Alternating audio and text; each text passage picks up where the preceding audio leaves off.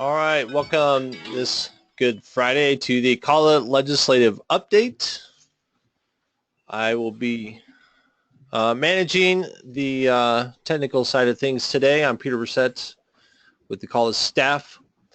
If you have any questions, you can jump in on the question and answer inside the GoToWebinar function, so feel free to ask your questions.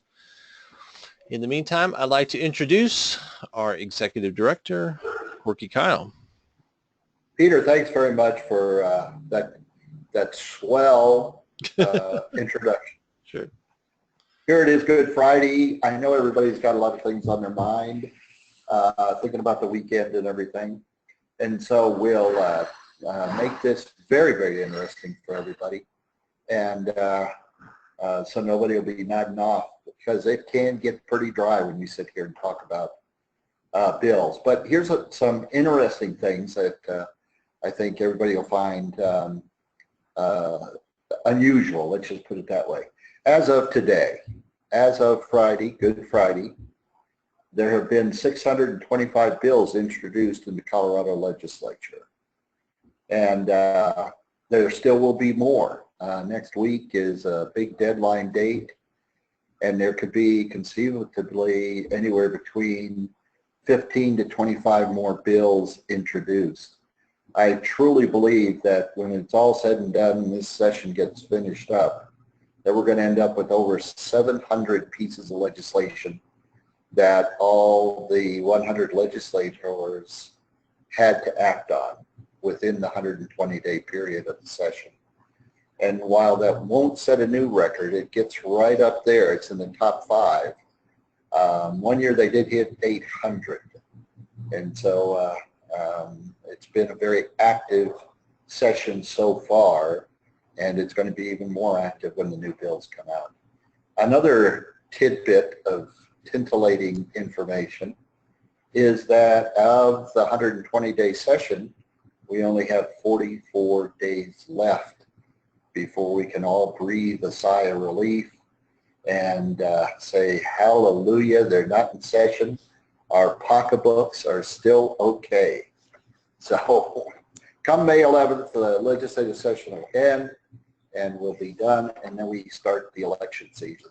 And we'll save that for another webinar at some future date so that we can share with everybody what this means in election season and how everybody can be involved.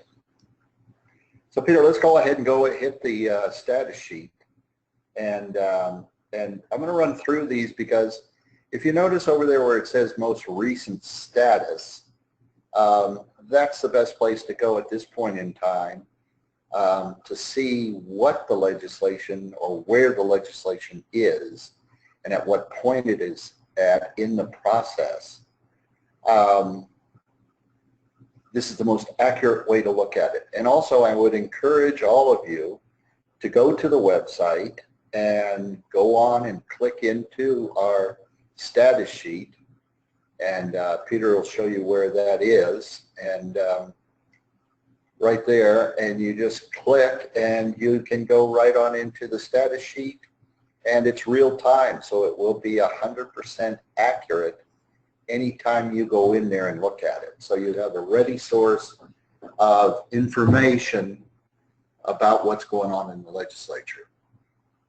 So let's go ahead and get started. House Bill 1054, that bill is dead. If you note that it says over here, it says House second reading, laid over till June 6th, no amendments. Well, it's obvious. The session ends May 11th, 5/11, and they're saying that the bill's laid over to be acted on until June. Well, the legislature is not going to be in session. So this bill is dead. Nothing is going to happen with it. So unfortunately, a lot of people were rooting for this bill to go through, but they'll just have to keep submitting it, and eventually I'm sure that the legislature will feel comfortable with passing that kind of legislation for us to go ahead and implement here in Colorado. If we look at 1075, it was introduced in the House and assigned to Finance, and that's where it is. It's obvious that this is not a serious piece of legislation, although it's important from the standpoint that we can go ahead and get a tax checked off for the Alzheimer's Association. So this bill is going to pass. It's just a question of when it fits on the schedule of the, where are we?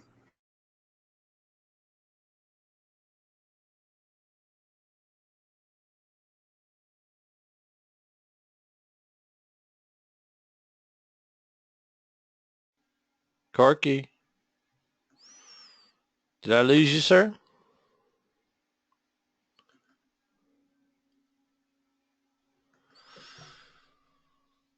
Okay.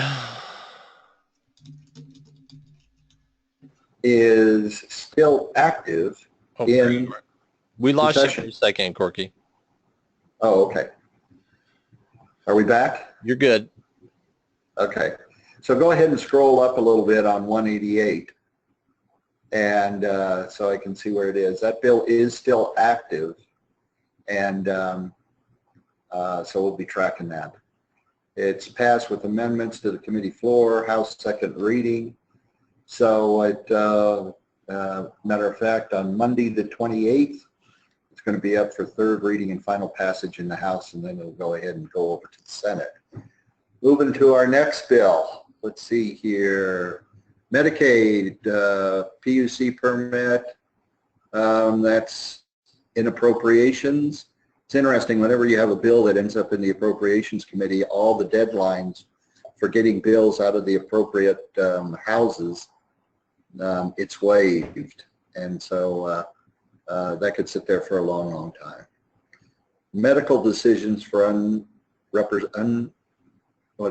unrepresented patients. That's passed second reading with amendments and will be up for third reading sometime soon. Home modification services to Medicaid waivers. Again, it's in appropriations. Obviously, it had some sort of fiscal note. And let's see here, if we go down to temporary tax incentive, that is still alive and well, which I find, I thought that would be gone by now, but we'll see what happens. 1347, it's assigned to judiciary, and it's not on the calendar. It's not scheduled to be heard. Same as 1361, that is not yet scheduled to be heard. We get down there to 1380, in-home support services for certain Medicaid waivers. That is up on April 8th to be heard in committee. 1394, assigning issues around at-risk persons. That's going to be heard on the 12th. So that'll be an interesting one. You can read all about it there in that summary. Let's go down to 1398, implement respite care task force recommendations. Now this is a brand spanking new bill, and I haven't had a chance to go ahead and read that, but we'll be taking a look at that, the Government Relations Committee, and see what we want to do with it. If you got any questions, concerns, send me an email. We'll be glad to go ahead and answer any of those for you. Now we're moving on into 26, which is Senate bills, and personal rights of protected persons. That's obvious. That's been sent to appropriations and is not on the calendar to be heard yet. Again, remember, there's no timetable now that it's in appropriations. Medicaid option for prescribed drugs by mail. That's not on the calendar either, but it's in appropriations, so again, no deadline date for that. On 20, our bill, Senate Bill 78, will be heard this Wednesday in Business Affairs. It is the first bill on the agenda for that committee, and so it will be, it is a very contested piece of legislation. and it will be a very, very interesting committee hearing, to say the least. I'm sure the committee room will be packed, and there will be lots of testimony for both the pro and con for the piece of legislation. 93, it's not on the calendar yet, and that, well, it's not on the calendar because the governor signed it, and so it's already passed. Let's see here. Administration of laws governing campaign finance. That is not on the calendar yet, and we're just watching to see what happens to it. The Medicaid client, preview by Medicaid client for billing fraud. That's in appropriation, so obviously there's some expense associated with that. Now here is a new bill. This is Senate Bill 162, Medicaid recipient access to medical professionals. Again, I have not looked at this. It was just introduced yesterday afternoon, and so we're going to have to look at that and get it out to the committee and see what we think. The emergency 72-hour mental health procedures. That is scheduled, but that bill also just came out yesterday. And the reason we've got it in our list of things to look at is because it talks about designated facility, emergency medical facilities, law enforcement facilities, and then we need to take a look at that because the devil's in the details to see what this might mean for us if we've got mental health emergency in one of our homes. So we get down to Senate Bill 170, exchange benefits or health benefit exchange for Medicaid eligible. Again, this is a brand new bill. It was introduced on the 21st. We have not really studied this one, so I can't add anything or take anything away from it.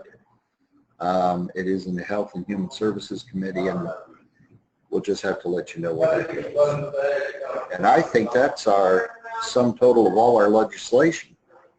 If you'll notice that none of the legislation that we have in our summary shows that it's been killed, other than the very first one where it was laid over till June 1st.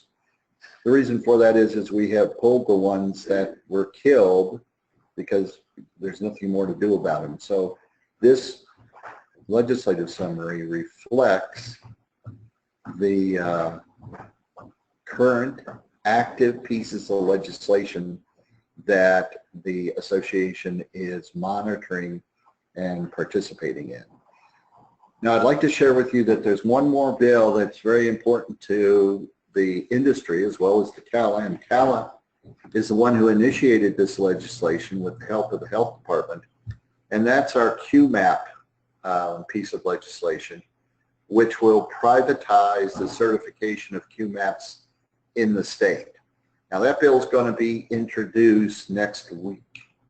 So I do not have a bill number for that yet, but when it is, it'll be up in the status sheet. We'll get it right there quickly, and we'll start to talk to the legislators and everything to let them know that where our position is on this particular piece of legislation. Obviously, we support it. I also want to share with everybody that's on the webinar that this bill is supported by all of the assisted living associations in the state. That's CALA, that's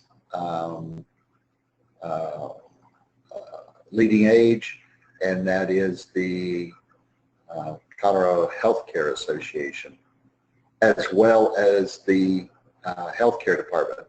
Now there's our fact sheet there that you can see, and you can see what the bill does. And Peter, is that on the website, or is that just something that we went ahead and put in? What's with that?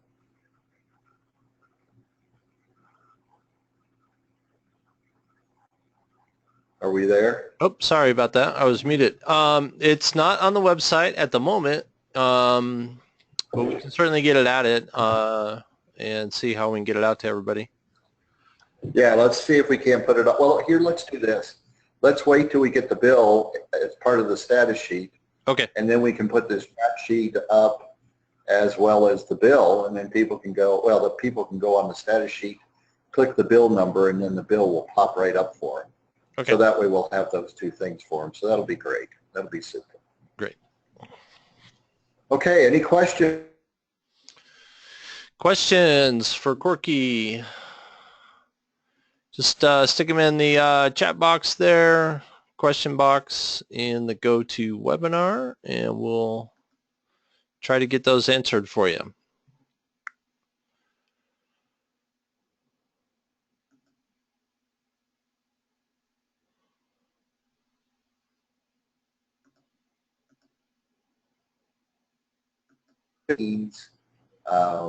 I get calls from people trying to find places to put their parents, their loved ones there.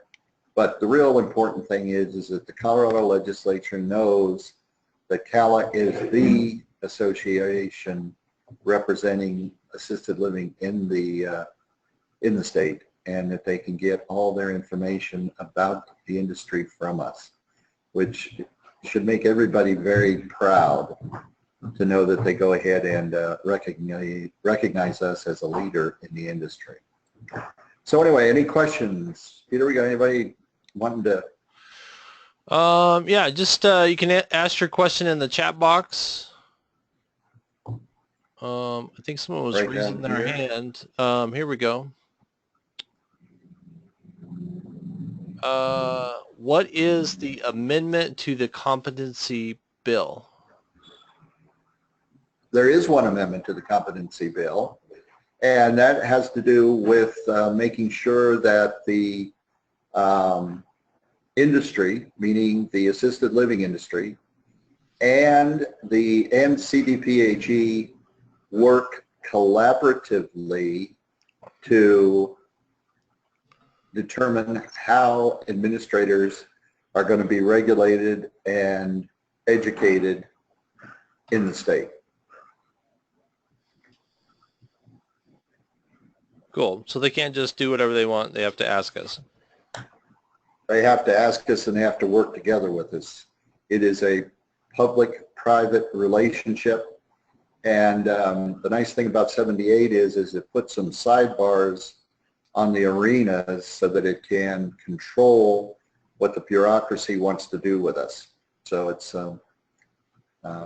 a good way to do it. It should be done collectively, with the industry being the strongest proponent on making suggestions and making it work for everybody.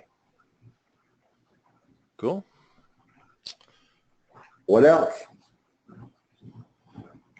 Let's see.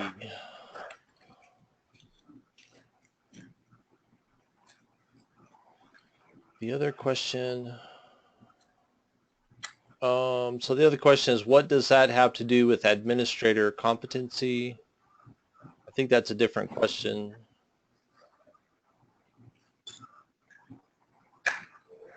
I'm not sure I understand the question. Yeah, I'm not sure.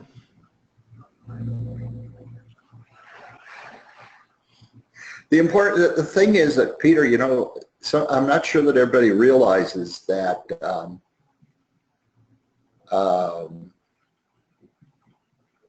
rules and regs are limited by their extent of their authority, whatever, to regulate behavior, professionalism, whatever you want to do, is limited by the public policy that's set by the legislature. So when public policy sets rules and regs, and so when industries want to change rules and regs and a direction, they will initiate legislation to establish the public policy that allows that to happen. Now we are hearing little bits and pieces that at some point somebody's going to go ahead and require administrators and executive directors to be licensed.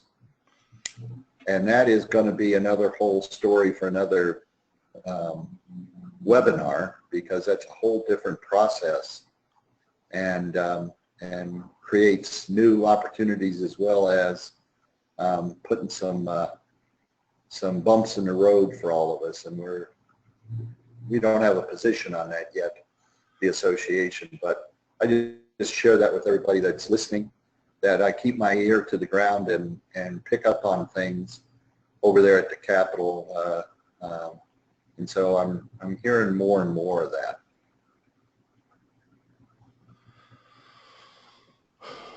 Cool. More questions? Please ask away, all you that are on the webinar. I do appreciate you being here today.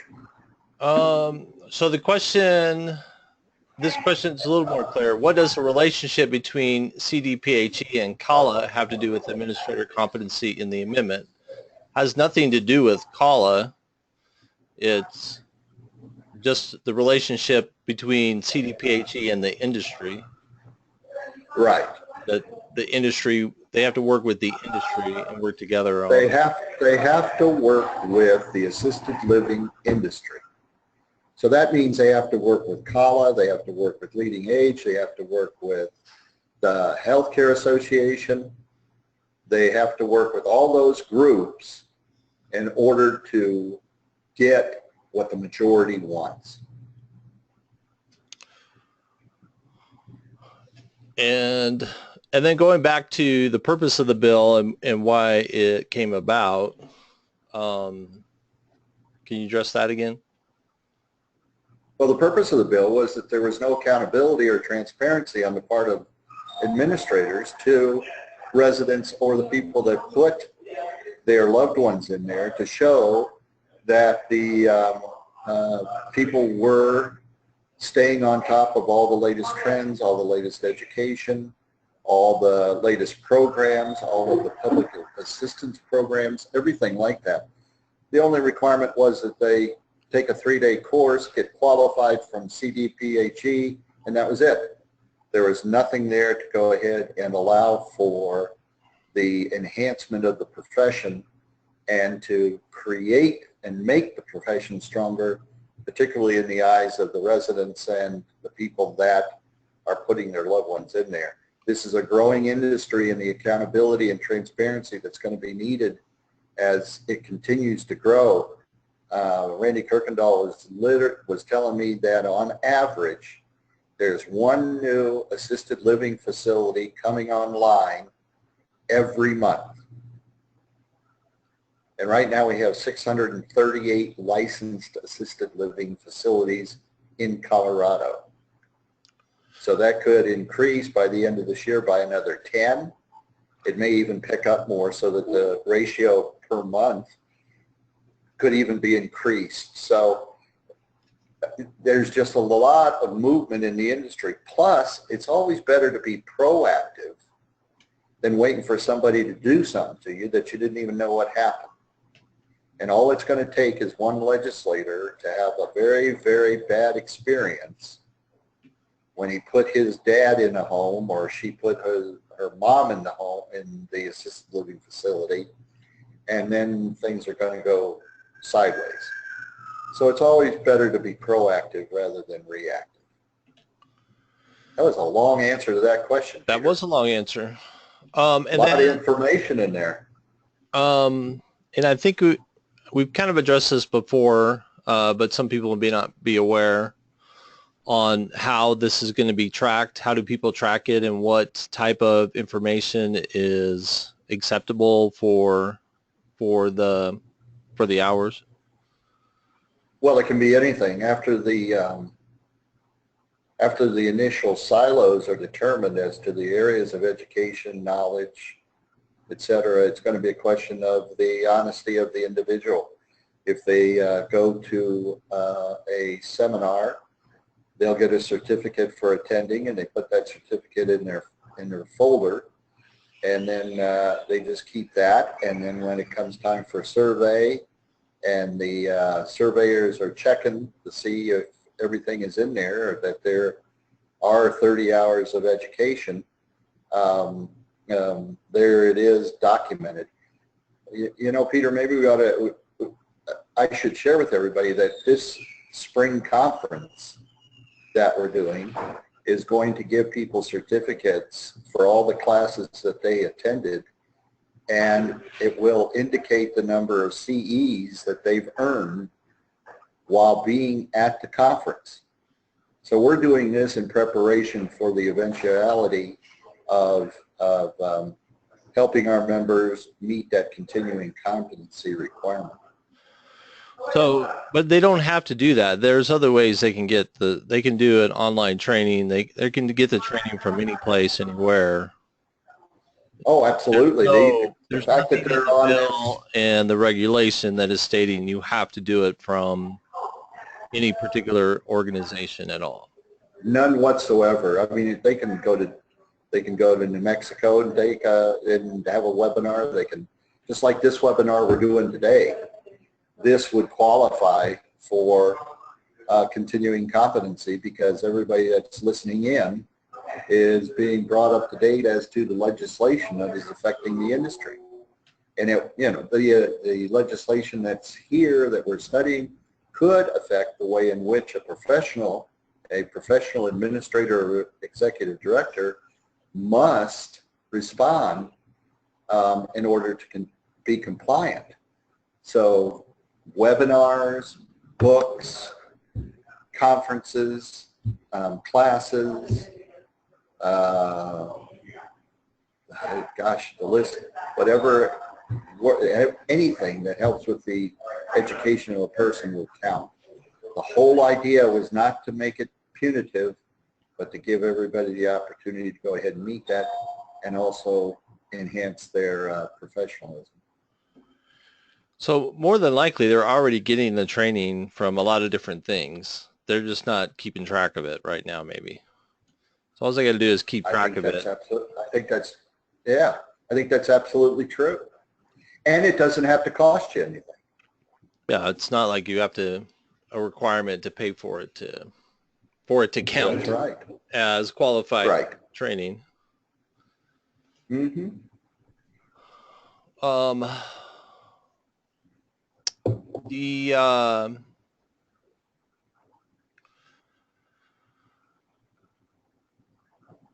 Any other ones? Yeah, I'm kind of reading through here trying to pick out something I can actually ask.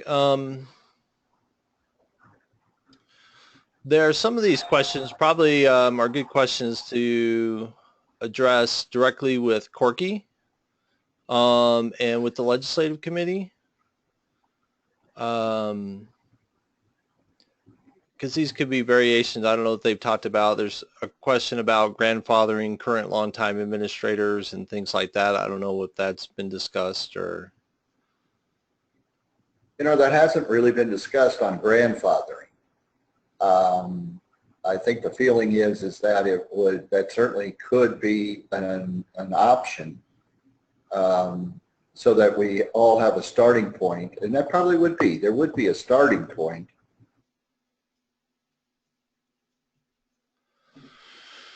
All right.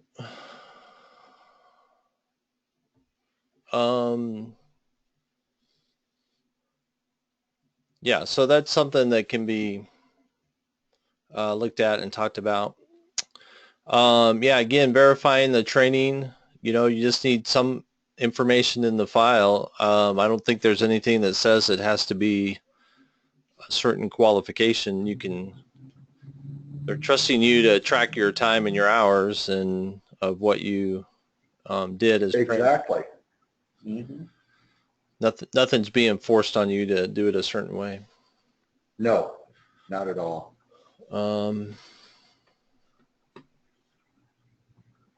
Okay. Yeah, I think that's it as far as what we can probably answer on this. I definitely, other questions you guys have, reach out to Corky directly and to the legislative committee. And yeah, when's the next hearing on this? When's the next hearing? What's that? When is the next hearing? Well, the hearing's coming up on this Wednesday at 2 o'clock up on the 3rd floor of the Capitol in the Senate committee rooms. Okay.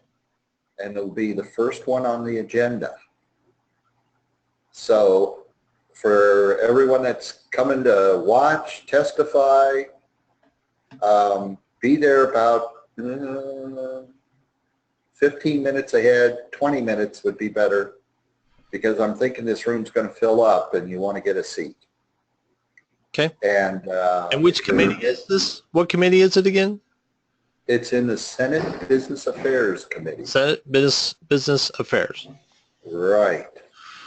Okay. Yeah. So other questions, contact Corky directly. You can contact the legislative committee. You can contact your representatives. And you can... If anybody out there hears of another bill that's coming out that might have impact CALA in our industry, let me know. Be important. And that's it for me. I'm over and out. Cool. We're going to call it a wrap. Thank you for joining us here on this Good Friday. Hope you'll have a great weekend, and have a little soft music as we go out. Thank you for joining us. Have a great day. And that's it for me.